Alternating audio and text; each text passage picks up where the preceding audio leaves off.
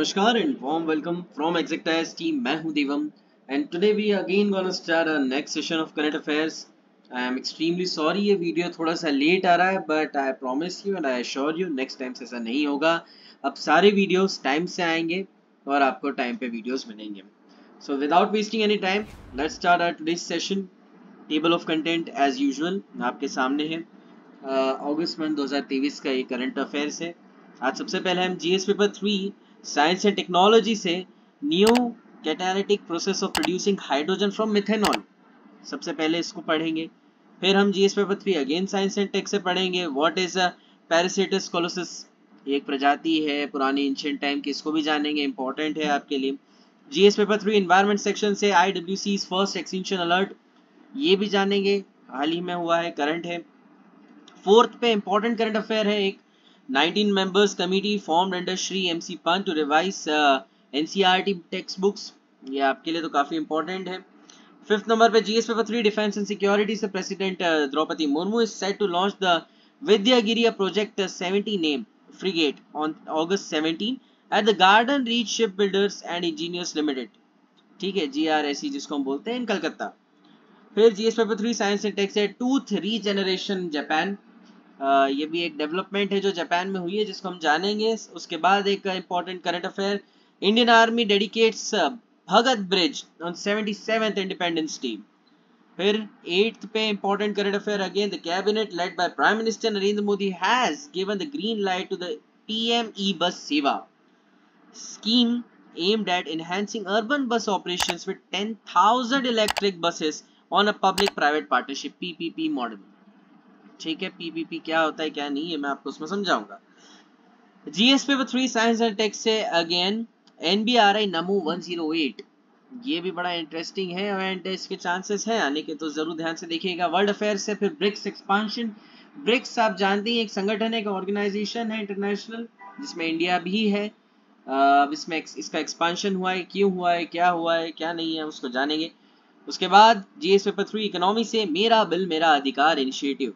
ये मेरा बिल मेरा अधिकार इनिशिएटिव को भी हम पढ़ेंगे, जानेंगे अच्छे से. उसके बाद वर्ल्ड अफेयर से France ban on abayas in state schools, इसको भी थोड़ा ऊपरी हम देखेंगे, ज्यादा डेप्थ में इसमें जाएंगे नहीं. And last science and technology what is Fujiwara effect, ये काफी इंपॉर्टेंट है लास्ट वाला करंट अफेयर, इसलिए इसको ध्यान से सुनिएगा, समझिएगा. कोई डाउट हो तो आप बिंदास बेझिझक हमसे कांटेक्ट कर सकते हैं. देखो सबसे पहले let's start. Researchers have developed a new process of producing hydrogen from methanol through catalytic reaction under the ambient conditions. Can you see this? ठीक है. अब जो लोग साइंस बैकग्राउंड से नहीं हैं उनको मैं मेथेनॉल क्या है बता देता हूँ. सुना होगा आपने ऑब्वियसली, हाइड्रोजन तो सभी को पता है. मेथेनॉल क्या है मैं आपको बता देता हूँ. देखो methanol is a clear liquid, okay, that's used in things like anti freeze and industrial processes. Okay, it can also be used as fuel. Okay, but there is a glitch, there is a problem. क्या problem है कि it is toxic to humans, okay, and can make you very sick or even cause death if you drink it. So it's very important to be very careful while using it. Okay, this was methanol. तो इस methanol से hydrogen बनाया गया है. ठीक है, आइए इसको और थोड़ा सा जान लेते हैं हम. So about the research conducted by scientists from the Indian Institute of Science and Education Research, जिसको IISER बोला जाता है. Tirupati involves utilizing a commercially available ruthenium complex as a catalyst under the mild condition.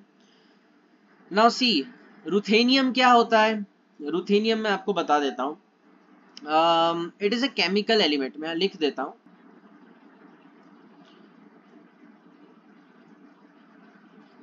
ruthenium is a chemical element. Now what it do? It's a shiny metal first of all, है ना, ये भी लिख देता हूँ. It's a shiny metal.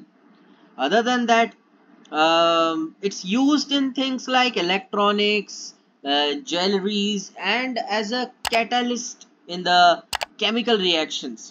It's a bit rare and valuable.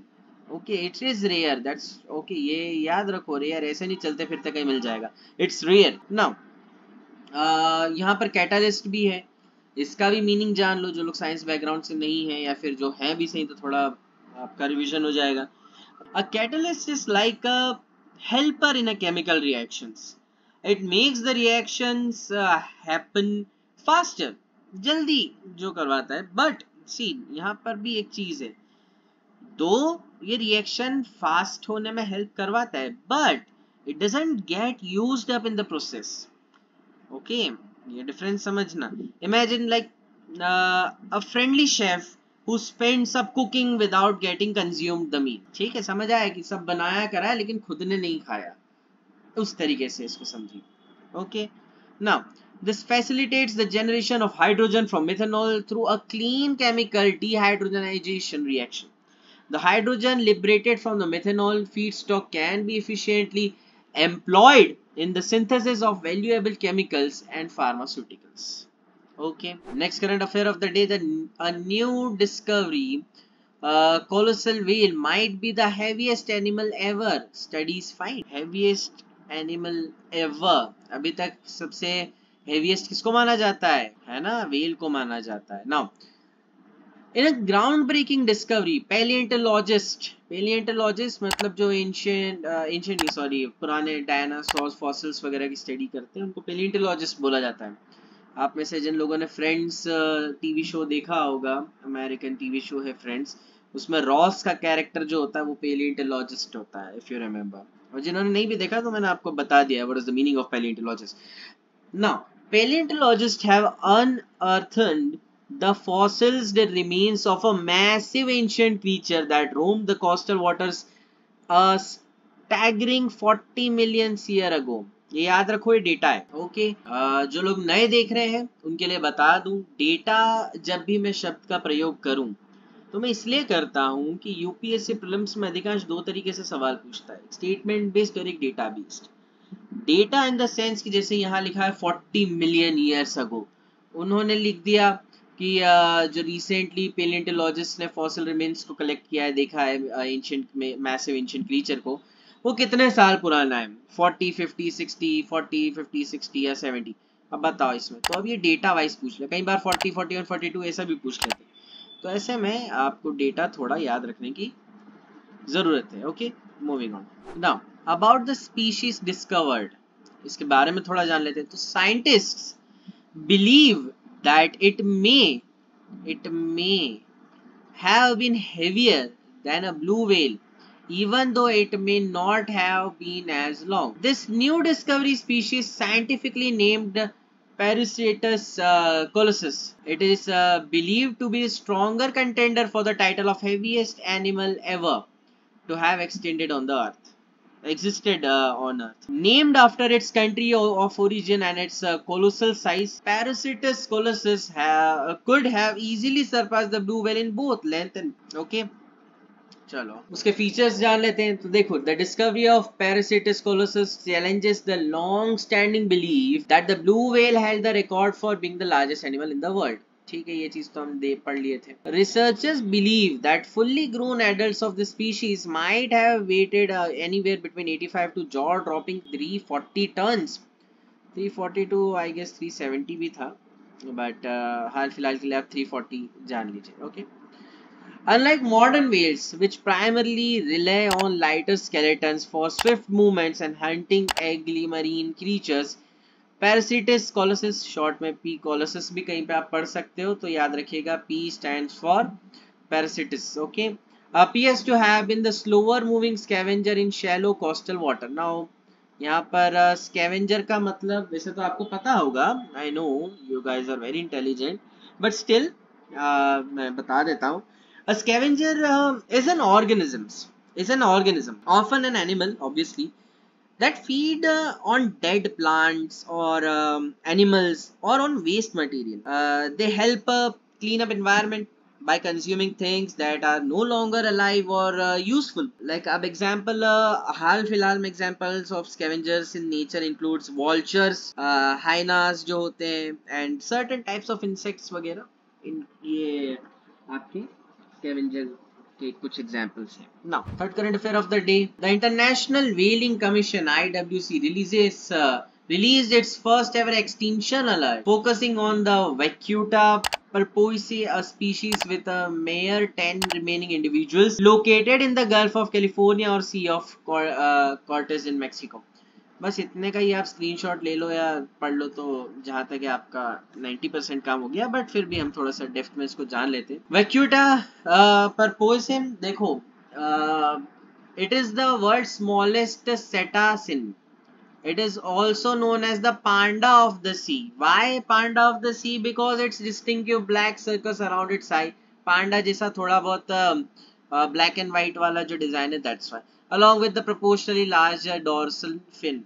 The vacuita is unique among the porpoise as it is the only species of that family found in warm waters.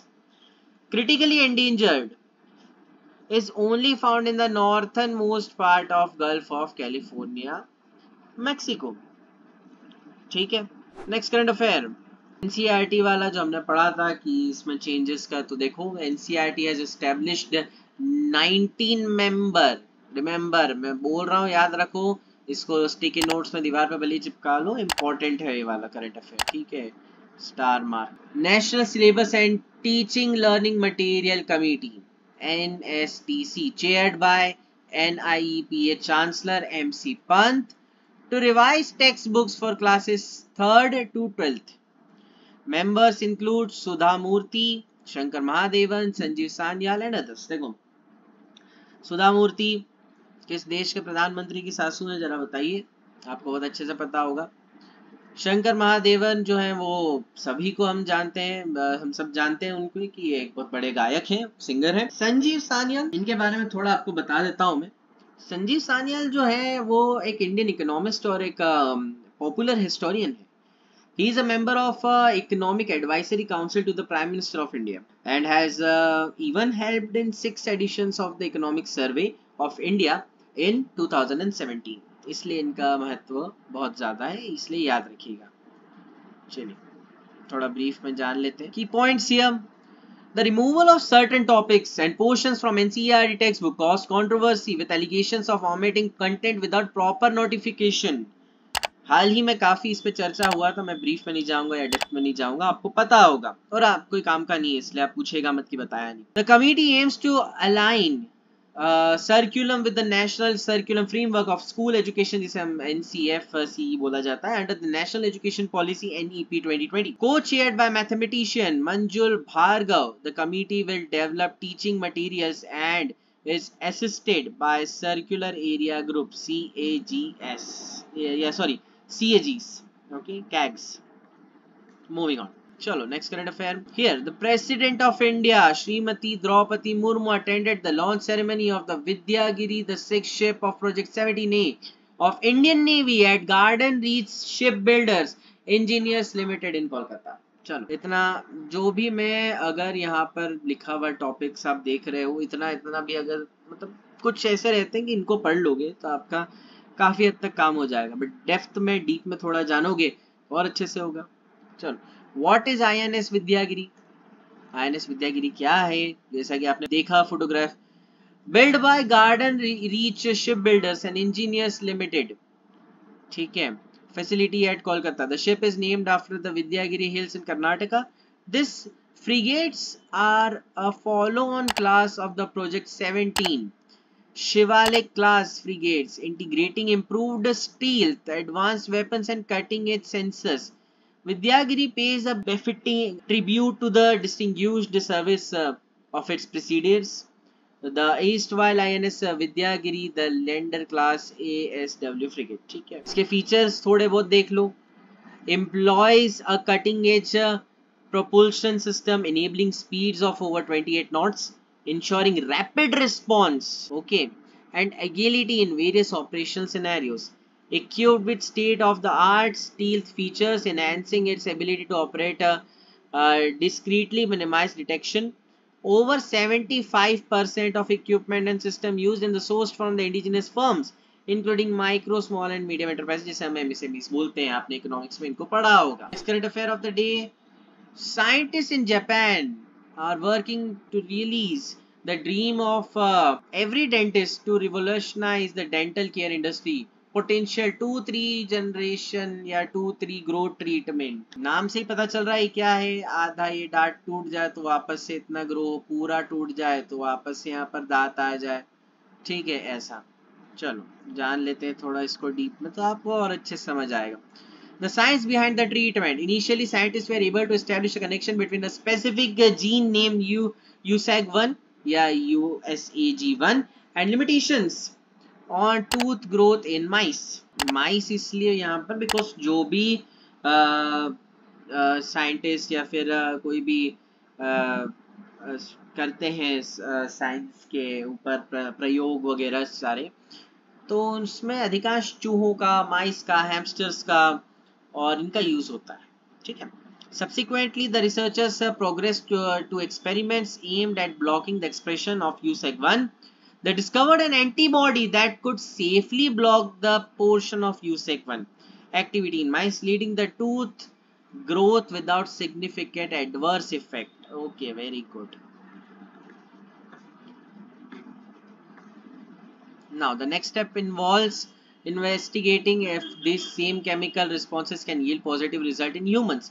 अभी ये चल रहा है इसलिए आपको स्टेप समझ आ रहा होगा। जैसे ही इसका कुछ नया कुछ आएगा सामने हम जरूर अपडेट करेंगे। The approach leverages bone morphogenic protein BMP, याद रखिए डेटा है, signalling a natural process in the body. This eliminates the need for complex stem cell manipulation, setting it apart from traditional methods. If successful, the treatment could lead to development of the third set of teeth in humans, potentially benefiting those with tooth anomalies and dental issues, जैसा कि मैंने आपको शुरुआत में बताया। Now, this is important again. On 77th Independence Day, India's 77th Independence Day, the Indian Army inaugurated the Bhagat Bridge in Danna village, the last village of line of control in Machal sector of Jammu and Kashmir. Okay, ये bridge inaugurate किया गया है, आप देख सकते हो। थोड़ा जान लेते हैं अबाउट द ब्रिज।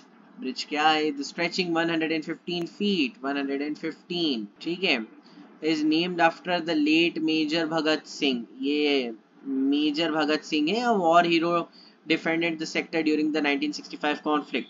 1965 में कौन सा कॉन्फ्लिक्ट हुआ था?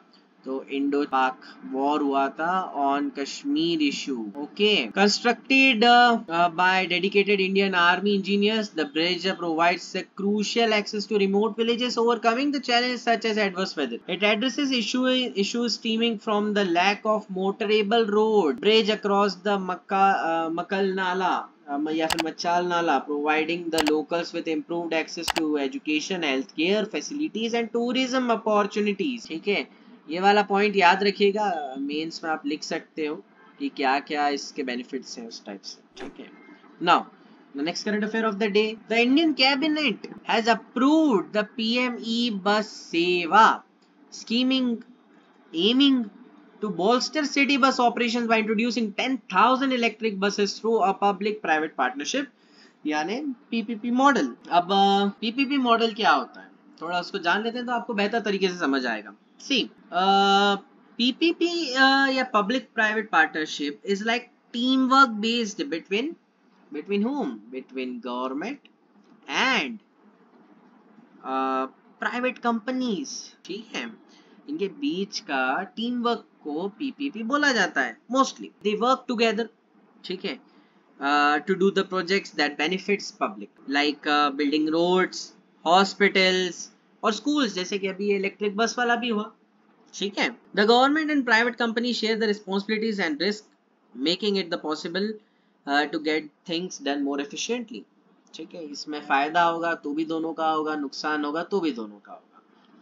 ठीक है, इसलिए PPP का फायदा है सरकार के लिए भी और प्राइवेट कंपनीज के लिए भी। Now what is PME bus सेवा? तो PME bus Sewa schemes aim to bolster urban operations introducing 10,000 electric buses on a PPP model। ये हमने शुरुआत में पढ़ा। It seeks to enhance public transportation, promote e-mobility and generate employment opportunities। हाँ, employment opportunity कितनी होगी? 10,000 बस हैं तो 10,000 ड्राइवर्स लगेंगे, 10,000 कंडक्टर लगेंगे अलग अलग जगहों पर, जहाँ पर भी ये बसेस रुकेंगी, बस स्टैंड्स बनेंगे, बस स्टॉप्स बनेंगे, टिकट्स काटने वाले बनेंगे, और बहुत सारी अपॉर्चुनिटीज है यहाँ पर एम्प्लॉयमेंट की. It will contribute to noise reduction. Obviously why noise reduction? क्योंकि इलेक्ट्रिक बसेस है. Improved air quality. क्यों इम्प्रूव एयर क्वालिटी? क्योंकि इलेक्ट्रिक बसेस है. And reduce carbon emissions. क्यों रिड्यूस कार्बन एमिशंस? क्योंकि exactly through increased bus based public transportation, the scheme is also expected to bring in economies of scale for procurement of electric buses through aggregation. Okay, very good. Now segments of the scheme. So segment A focuses on augmenting the city bus services in 169 cities. कितनी cities में रहेगा? 169. It includes the development of 10,000 e-buses through PPP model. Associated infrastructure improvement and behind the meter power infrastructure for e-bus will also be supported. Segment B encompasses green initiatives such as bus priority, multimodal interchange facilities, NCMC based automated fare collection system and charging infrastructure. ये अगर electric buses है तो charging station भी तो डलेंगे, उसमें भी employment आएगा. Now operation and facilitations. The operational aspect of the scheme places responsibility on the states and cities to manage the sustained bus services while making payments and appointed bus. देखो इस point का मतलब है कि सरकार, central सरकार buses provide कर देगी, थोड़ी हेल्प करवा देगी, लेकिन लॉन्ग टर्म में फिर इसको चलाने का काम उस स्टेट, उस सिटी का रहेगा जहां पर ये सर्विसेज चालू होंगी. The central government's role is to facilitate and support these operations by providing subsidies as outlined in the scheme. ये काम है सेंट्रल गवर्नमेंट का. Okay, moving on. The Lucknow-based CSIR NBRI National Botanical Research Institute has reportedly developed a new variety of lotus flower called Namo 108, characterized by having 108 petal. Namo 108 यानी मोदी जी कहीं ना कहीं आएंगे इसमें. You can see. The name Namo 108 is combination of religious significance of lotus flower and digit 108 which holds an importance in Hinduism. ये important current affair हो सकता है आपके लिए, इसलिए इसको ध्यान से समझिएगा. इसके फीचर्स देखिए. This novel flower blends religious significance with scientific achievement. Religious significant क्यों? क्योंकि 108 पेटल है और 108 हमारे हिंदुइज्म में काफी माना जाता है. और साइंटिफिक अचीवमेंट तो है ही सही, क्योंकि 108 ऐसे बिल्कुल numeric, symbolizing Prime Minister Narendra Modi's tenure also. This lotus variety stands out of the first one of its entire genome sequence, contributing to a better understanding of its trials characteristics. It flowers from March to December, offering an extended priority of beauty. यानी मार्च से दिसंबर तो सिर्फ 2 महीने के लिए नहीं रहेगा ये, है ना, जनवरी फेब, बाकी पूरे साल अवेलेबल रहेगा. It is the first lotus variety in India to have its genome completely sequenced for its characteristics. Okay, science and tech में पढ़ा होगा आपने ये चीज जो मैंने पढ़ी. चलो, now this one is important. IR type, IR का है ये. BRICS marked its 15th summit by expanding its membership from 5 to 11 countries, reflecting a concerted efforts to enhance its global standing. देखो, इससे पहले कि हम आगे बढ़ें, मैं आपको ब्रिक्स का थोड़ा सा ब्रीफ दे देता हूँ. आई नो आपको पता है कि ब्रिक्स मतलब क्या है, बट फिर भी थोड़ा सा जान लो. तो देखो, BRICS was established as an economic and political grouping of 5 major emerging countries. 5 major emerging countries कौन कौन सी? ब्राजील, ठीक है, ब्राजील, ठीक है, India, China and South Africa. इधर नीचे. It was formed to promote cooperation and collaboration among these countries in various areas, including economics, आपका politics and global governance वगैरह वगैरह. और the main objective of BRICS are to enhance their influence on global stage. ये इनका एक motive है, इनका गोर जो, या फिर promote economic development also. ये भी एक इनका है कि इकोनॉमिक प्रमोट करें, इकोनॉमिक डेवलपमेंट को, and address common challenges such as poverty, inequality, geopolitical issues etcetera etcetera. It also provides a platform for member countries to discuss and coordinate on matters of mutual interest. But it's important to note that BRICS is not a formal alliance like NATO. यहाँ ये आप point थोड़ा याद रखना। क्या याद रखोगे कि ब्रिक्स इज, अरे सॉरी, तो यहाँ पर ये पॉइंट आप याद रखिएगा क्या, कि जो ब्रिक्स है is not a formal alliance like NATO, ये ध्यान रखिएगा। ओके, चलो आगे बढ़ते हैं। Now key points here, Egypt, Iran, Saudi Arabia, UAE, Ethiopia and Argentina joined BRICS fold. कौन कौन सी कंट्रीज है ये ध्यान रखो। एम्पलीफाई, ये लिख भी लेना स्टिकी नोट्स वगैरह में, ठीक है, रिसेंट का ही है। Amplifying the group's representation across the Middle East, Africa and South America, ठीक है। This expansion slated to begin in January enhances BRICS representation of the developing world and amplifies its influence as a collective voice. The move raises question about China's growing control with the alliance as it drives the membership expansion. ये एक concern भी है, ठीक है। Now, significance of BRICS involving 6 additional countries to join the alliance. It strengthens its influence and voice as the representative of the developing world, potentially challenging the West-dominated global forum. With the new members, BRICS will encompass nearly half of world's population and include 3 major oil producers: Saudi Arabia, UAE, and Iran.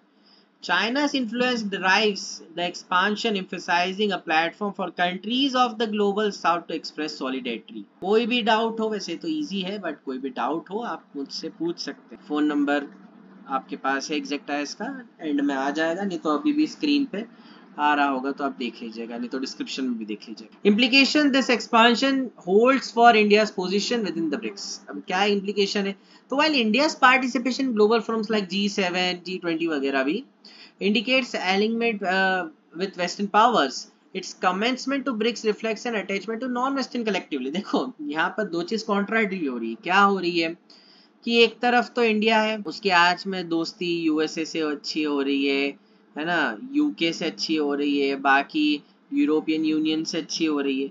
अब ये तो collectively western जो group है वो है, but ये जो इधर की तरफ ब्रिक्स है आपका, वो इनडायरेक्टली वेस्टर्न डोमिनेंस के विरोध में है।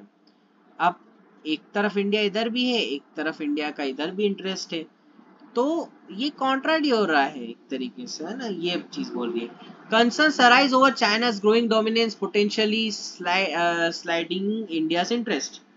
इसीलिए इंडिया यहाँ है, चाइना यहाँ है, तो चाइना के ग्रोइंग इंटरेस्ट और चाइना के विरोध में ये सब है। क्या ये लोग सब है, तो हाँ ये लोग सब हैं। और ब्रिक्स में क्या सब लोग चाइना के विरोध में? नहीं, सब विरोध में नहीं है। इसलिए दोनों तरफ हमको दोस्ती रखनी पड़ेगी। समझ आई बात? चलो आगे बढ़ते हैं, आ गई हो तो। Next current affair, the central government is set to introduce Mera bill Mera Adhikar scheme named at promoting the goods and service tax invoice culture. ठीक है, समझ आई गया होगा यहाँ से, ठीक है, मैं आपको और आगे समझाऊंगा। The initiative aims to promote the practice of customers demanding invoices for their purchases, यानी कि जब भी कुछ सामान खरीदो बिल लो, उसको प्रमोट करने के लिए। लेकिन ऐसा क्यों? इट सीक्स, देखो वो भी बताऊंगा, it seeks to reward individuals for requesting and uploading invoices, यानी बिल पक्का वाला लो, लिखित वाला नहीं, जो चढ़े उसके रजिस्टर में, उसके कंप्यूटर में। thereby for fostering transparency and compliance in the financial transaction। ठीक है, बताता हूँ उसका मतलब, थोड़ा और आगे पढ़ ले फिर। It targets states like Assam, Gujarat, Haryana और UTs including Pondicherry, Daman and Diu and Dadra and Nagar Haveli। Participating customers stand to chance win a cash reward starting from 10,000 to 1 crore 1 CR through monthly and quarterly lotteries। Invoices from GST regenerated supplies with a minimum value of 200 are eligible for the entry, यानी 200 का सामान आपने लिया हो तो। A mobile app will facilitate invoice uploading and tracking। देखो ऐसा क्यों करा आप सरकार ने कि भैया लॉटरी भी निकाल दी, इतना प्रमोट कर रहे हैं, उसके पीछे सिंपल सा लॉजिक है। इन जगहों पर टैक्स कम आ रहा था, टैक्स कम आ रहा था मतलब इस तरीके की मार्केटिंग बहुत हो रही थी कच्चे बिल वाली। लोग पक्का बिल लें ताकि रजिस्टर हो वो सामान और उसका प्रॉपर टैक्स दिया जाए। इससे सरकार के पास टैक्स आएगा, टैक्स का मनी आएगा, अच्छा खासा आएगा, और इसीलिए इसको प्रमोट करने के लिए इस तरीके की लॉटरी वगैरह वाली चीजें कर रही है। ठीक है, आई होप आपको समझ आया। Moving on, the French government's decision to ban children from the wearing abayas the full length robes, जैसा कि आप देख सकते हैं एक तरीके के बुरखा worn by some Muslim women in the state-run school has garnered both support and criticism. French government ने स्कूल में इसे पहनने से कर दिया है बैन। ठीक है, इसे क्रॉस नहीं करना चाहिए मुझे, इसको कर दिया है बैन। अब बैन क्यों किया है उसको थोड़ा जान लेते हैं। कुछ लोग इसको क्रिटिसाइज कर रहे हैं ऑब्वियसली, और कुछ लोग इसको सही भी कह रहे हैं। देखो की पॉइंट्स जान लो यहाँ पर। The ban on abayas in the state school reflects the France strict approach to secularism known as laicite, इसको इंग्लिश में क्या बोला गया है, secularism, which aims to maintain a clear separation between religion and the state. The ban is consistent with previous bans, पहले भी ban किए हुए हैं, on religious attire in France, including the banning of headscarves यानी कि हिजाब in schools in 2004, 2004 में हिजाब बैन कर दिया गया था, and full face vessels in public in 2010 यानी कि बुरखा. It could lead to the stigmatization of Muslim students and the broader Muslim community in France, as it may be perceived as an obsessional rejection of Muslims. Muslims के तो नहीं मानेंगे ना, ये उनके लिए कल्चर है उनका, सॉरी रिलीजन है उनका, काफी सारे इश्यूज हो रहे हैं, but government of France have decided and made this rule. Now the last current affair of the day, and it is very important, इसको डबल स्टार मेरी तरफ से, इसके कंसेप्ट आप ध्यान से समझिएगा तो आपको अच्छे से समझ आएगा। ठीक है, Hurricanes Idalia and Franklin swearing near the southeastern US coast have raised concerns about their potential interaction under the Fujiwara effect. Fujiwara effect, ये है मेन चीज, इससे क्वेश्चन मेरे हिसाब से आएगा, ध्यान से सुनना। Now, what is Fujiwara effect? ये Fujiwara effect है क्या? देखो पढ़ लो, फिर मैं अच्छे से इसको समझा भी दूंगा। When two hurricanes यानी कि साइक्लोन, भवंडर जिसको हम बोलते हैं, depending on where you live, cyclones वगैरह, spinning in the same direction, spinning in the, एक इधर घूम रहा है, ये भी इधर घूम रहा है, भवंडर सेम डायरेक्शन में है ना, ये भी इधर से ऐसे सेम ही है ना। They began an intense dance. अब क्या होगा, ये इधर ऐसे ऐसे ऐसे जाएगा, ये इधर ऐसे ऐसे ऐसे ऐसे आएगा, ये इधर ऐसे ऐसे जाके ऐसे ऐसा, तो ये टकराएंगे नहीं एक दूसरे से कभी भी, लेकिन ये इधर आएगा, ये इधर ऐसे गोल गोल गोल, तो इसमें बहुत सारे केसेस होते हैं, कई बार मर्ज हो जाते हैं, कई बार ये इधर चला गया इस डायरेक्शन में, ये इस डायरेक्शन में चला गया, कई बार ये बड़ा रहता है, ये छोटा तो बड़े वाला छोटे खत्म कर देता है, हम जानेंगे आगे। अराउंड देयर कॉमन सेंटर्स, ये इसका सेंटर हो गया, बीच वाला है ना कॉमन सेंटर, ये इधर है ये इधर है, तो बीच का, ठीक है। It's called Fujiwhara effect.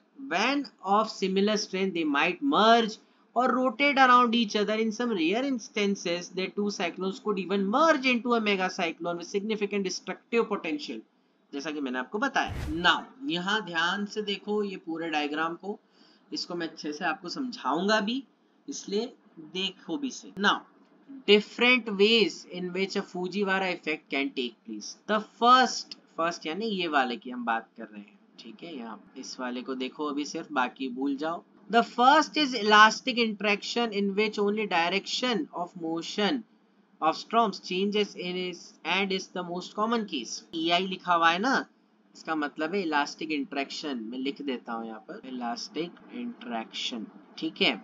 अब इसमें क्या होता है इलास्टिक इंटरेक्शन में, सिंपल, जो हमने ये सबसे कॉमन वाला है कि interaction of virtuous storms of same or different sizes resulting in changes only in the direction of motion, ठीक है। This is most common, यानी ये भवंडर है ये भवंडर है, ठीक है, पास में आए, हेलो हाय हुआ, तू अपने रास्ते तू अपने रास्ते, सिंपल इन इजी लैंग्वेज ये है इसका मतलब, किसी ने किसी को कष्ट नहीं पहुंचाया, पास में आए, गोल गोल घूम के चले गए, ठीक है। नेक्स्ट वन, अब हम बात करेंगे सेकेंड वन की। सेकेंड वाले पे ध्यान दो आप, ये वाला, ठीक है, इसको अब जानते हैं। पहले इसको पढ़ लेते हैं थोड़ा सा, ठीक है।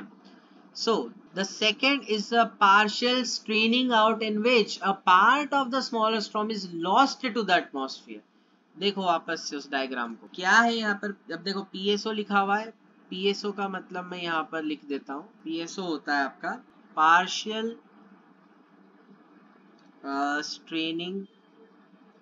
स्ट्रेनिंग आउट, ठीक है। PSO का मतलब ये होता है। अब इसमें क्या होता है कि इंटरेक्शन ऑफ वर्चेस, यानी कि वही आपके बवंडर of unequal sizes, part of smaller वर्चेस lost in atmosphere. अब यहाँ देखो आप ध्यान से, ये देखो ये बड़ा दिख रहा है आपको, बड़ा साइक्लोन है, ये एक छोटा साइक्लोन है।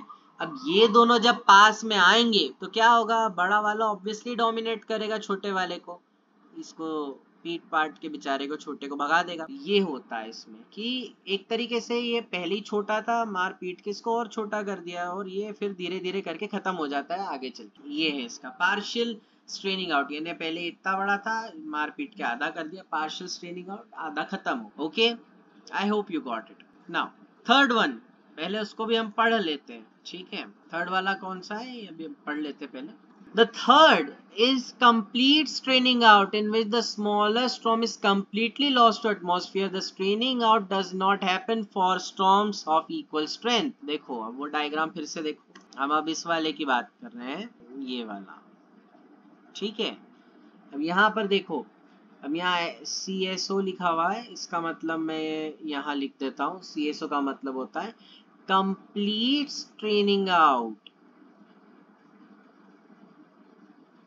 Complete straining. अब फिर से बड़ा आया, छोटा है, लेकिन इस बार ये बड़ा वाला बड़ा खतरनाक था, इसने कंप्लीटली इसको खत्म कर दिया, ठीक है, कंप्लीटली खत्म हो गया, ठीक है। चलो नेक्स्ट वाला, नेक्स्ट वाले को देखो जरा, ये वाला, ठीक है। पहले इसको भी पढ़ लेते हैं हम। The fourth type is partial merger, in which the smaller storm merges into the bigger. अब यहाँ पर देखो क्या लिखा है, smaller storm merges into bigger one, यानी यहाँ पर आया, देखो यहाँ पर क्या हुआ, यहाँ पर बड़ा वाला आया। पहले रुको, PM का मतलब आप लिख लो, PM का मतलब होता है पार्शियल मर्जर, partial merger मतलब interaction of vertices of unequal sizes, part of smaller vertices merge into bigger one, है ना। ये बड़ा आया, ये छोटा है, इस बार ये वाला बड़ा वाला फ्रेंडली निकला, तो ये दोनों, इसका थोड़ा सा हिस्सा इसने ले लिया और ये एक बड़ा बन गया। ये है, ये आगे चल के खत्म हो जाएगा छोटा सा, मतलब इसका, ये पहले इतना बड़ा था, इसका थोड़ा हिस्सा ले लिया, बाकी ये छोटा वाला बचा, आगे चल के धीरे धीरे करके ये पूरा खत्म हो, ठीक है। चलो अब लास्ट वाला जो है उसको जान लेते हैं, ये आपका लास्ट वाला, पहले पढ़ लेते हैं इसको, है ना, क्या है। The fifth one is complete merger which takes place between two storms of similar strength. अब यहाँ पर कंप्लीट मर्जर हो रहा है, CM का मतलब, CM का मतलब तो अब आपको पता चल ही गया होगा, क्या, कंप्लीट मर्जर, ठीक है। कंप्लीट मर्जर यानी ये आया, दोनों कंप्लीटली मर्ज होके बहुत बड़ा बन गया। ये सबसे रेयर होता है, ये वाला जो है ये सबसे रेयरेस्ट है, याद रखिएगा। Okay, so this was all about today's current affair, August month important current affairs. All the topics were significantly, specifically very important for your UPSC examination, and keeping that in mind, only our team has found all the relevant news only, so that आपको कष्ट ना हो और आपके लिए helpful हो. So kindly like this video, share it with your UPSC friends and aspirants, etc. And thank you, and we'll again meet very soon in the next video. Till then, keep studying. Have any kind of a doubt, don't feel any kind of hesitation, just contact us. Feel free to contact us. Thank you.